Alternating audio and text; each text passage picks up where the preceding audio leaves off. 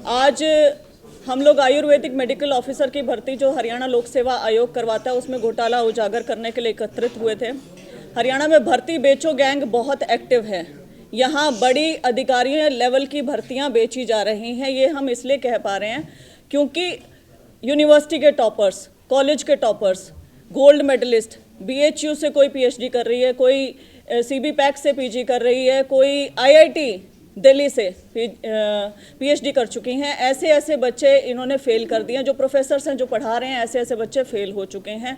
ये कोई common sense से बता सकता है कि ऐसे बच्चे 150 अंकों के 35% भी लाने में नाकाम घोषित किए HPSC ने। तो नाकारा, नालायक और नाकाम HPSC है, ना कि ये अभ्यर्थी।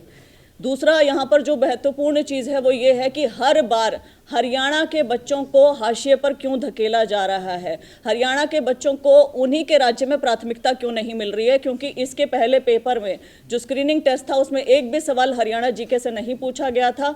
वह साथ ही यहाँ जो मेडिकल काउंसिल से रजिस्ट्रेशन अनिवार्य पहले किया गया था उसे भर्ती प्रक्रिया के बीच में ही वापस ले लिया गया, जबकि अन्य राज्य, जितने भी राज्य हैं संपूर्ण भारत देश में, उनके मेडिकल रजिस्ट्रेशन काउंसिल से रजिस्ट्रेशन अनिवार्य है। तो ऐसा क्यों?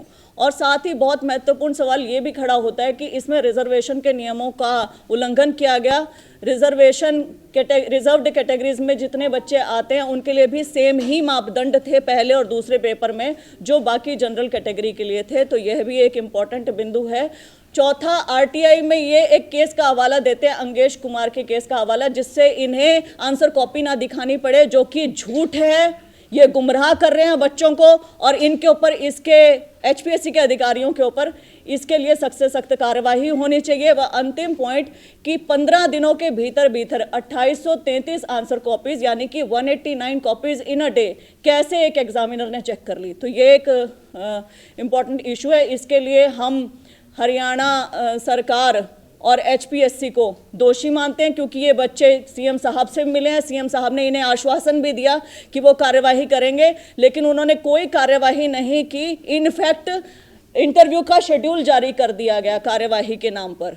ना ही मंत्री आरती राव जी हैं, वो इनका कोई साथ दे रही है, ना ही चेयरमैन, ना ही कोई अधिकारी, कोई भी इन बच्चों के साथ नहीं है। तो ये गोल्ड मेडलिस्ट, टॉपर बच्चे, यूनिवर्सिटी टॉपर्स, ये प्रोफेसर्स, असिस्टेंट प्रोफेसर्स, ये प्रैक्टिशनर्स, ये कहाँ जाएंगे और किसके आगे गुहार लगाएंगे? इस पूरी प्रशासनिक, राजनीतिक, सामाजिक व्यवस्था में ये अपनी आंसर कॉपी कैसे देख सकते हैं? इसका कोई जवाब दे दे।